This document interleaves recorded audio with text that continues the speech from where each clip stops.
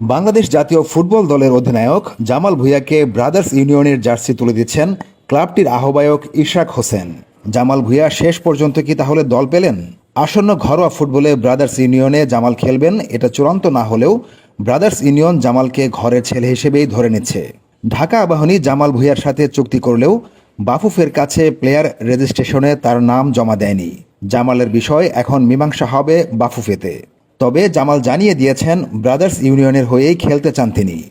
আমি তো খেলতে চাই, এজ এ প্লেয়ার আমি খেলতে চাই। ব্রাদার্স আমাকে ডাক দিছে, এটা আমি আই এম খুব grateful. If I have to play for club right now, it has to be brothers.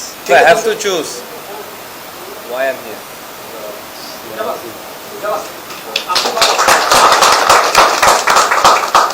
Jamal ব্রাদার্সের হয়ে খেলুক এটা মনে প্রাণে চান ক্লাবের আহ্বায়ক ইশরাক হোসেনও। আমরা চাই যে ওনার মতো একজন প্লেয়ার ফেডারেশন সুযোগ করে দিক, যেহেতু উনি আরেকটি ক্লাবে জয়েন করতে পারে না সেই ক্লাবের কর্তৃপক্ষ কারণে আমরা চাই যে উনি ব্রাদার্স ক্লাবে এসে আমাদের সাথে খেলুক এবং আমরা তাকে সেভাবে চাচ্ছি। জামালের ব্যাপারে খুব দ্রুতই ফেডারেশন থেকে সিদ্ধান্ত আসবে বলে জানিয়েছেন ব্রাদার্স ইউনিয়নের ম্যানেজার আমের খান। আবাহনীর সাথে একটা চুক্তি হয়েছিল, সেখানে চুক্তির পরে সেখানে সেই ডিলটা হয়নি, কারণ সেই সময়টা ছিল খুব কম, রোল ছিল তখন বাইরে। সেই অনুযায়ী সে একটা আবেদন করার পরিপ্রেক্ষিতে এখন সেটা প্লেয়ার স্ট্যাটাস কমিটিতে সেই জিনিসটা আছে পেন্ডিং। তো আমার মনে হয় খুব শীঘ্রই একটা ডিসিশন আসবে। তো আমার এই হলো যে ফেডারেশনের কাছেও আমার আবেদন হচ্ছে যে যেভাবে হোক জামাল যেন জামালের জায়গায় ফিরে আসতে পারে, খেলতে পারে।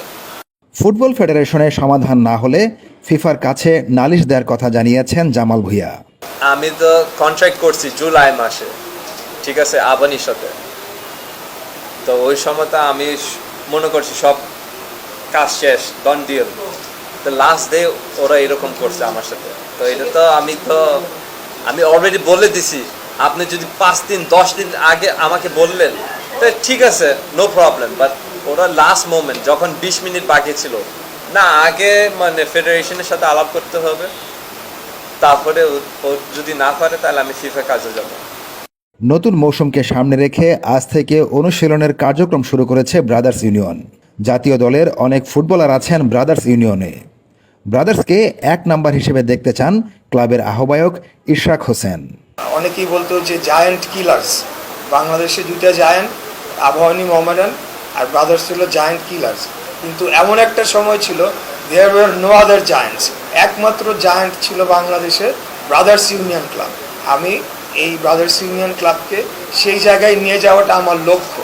যেহেতু আমি দায়িত্ব পেয়েছি ফুটবল এবং ক্রিকেট দুটি ক্ষেত্রেই আমরা বাংলাদেশ ব্রাদার্স ক্লাবকে বাংলাদেশের 1 নম্বর ক্লাব হিসেবে প্রতিষ্ঠিত করতে চাই।